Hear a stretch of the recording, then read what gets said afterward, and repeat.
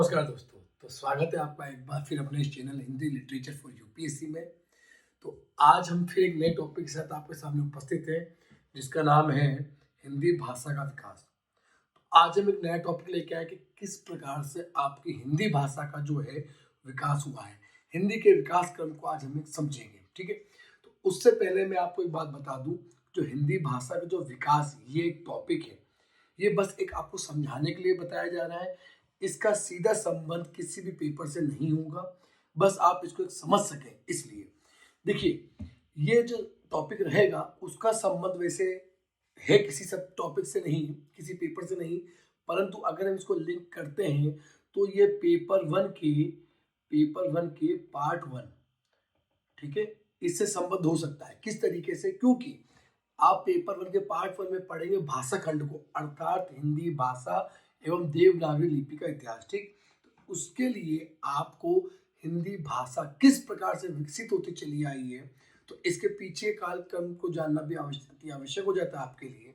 इसलिए हिंदी भाषा के विकास पर एक निगाह डालना जरूरी हो जाता है। तो चलिए, बिना अपना समय गंवाए हुए हम शुरू करते हैं हिंदी भाषा का विकास।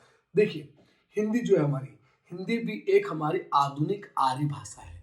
हिंदी को भी एक आधुनिक आर्य भाषा मानेंगे हम, ठीक, क्योंकि आर्यों की भाषा थी संस्कृत और संस्कृत से ही हमारी हिंदी बनी है। तो आर्यों की मूल भाषा संस्कृत से ही हमारी हिंदी भाषा का विकास हुआ है। तो हिंदी भाषा का विकास कहाँ से हुआ है? आर्यों की मूल भाषा संस्कृत से।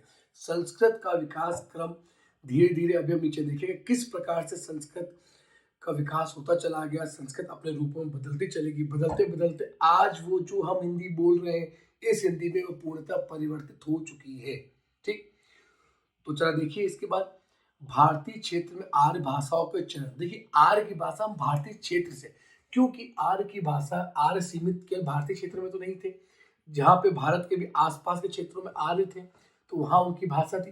परंतु हम देखेंगे आर्यों के भारतीय क्षेत्र में, क्योंकि भारतीयों के, देखिए, आर्य परिवर्तित कैसे होता किसी भी भाषा का। आर्यों की भाषा मूल भाषा थी संस्कृत, वो भारतीय क्षेत्र में आए, तो भारतीय क्षेत्र में ऐसा तो नहीं कि वहां कोई रहा नहीं होगा, कोई तो उपस्थित होगा। उनकी जो बोलियां थी, ठीक, तो उनकी भाषाएं थी, जब आपस में इनकी सांस्कृतिक जो मिलाप हुए, सांस्कृतिक ठीक है मिलाप हुए, इससे क्या हुआ, भाषा में परिवर्तन होता चला गया। कुछ उनकी भाषाओं को आर्यों की भाषा संस्कृत को इन भारतीय क्षेत्र में उपस्थित भाषाओं ने लिया, इनकी भाषाओं के कुछ शब्दों को, कुछ विकासों को इस भाषा ने ग्रहण किया।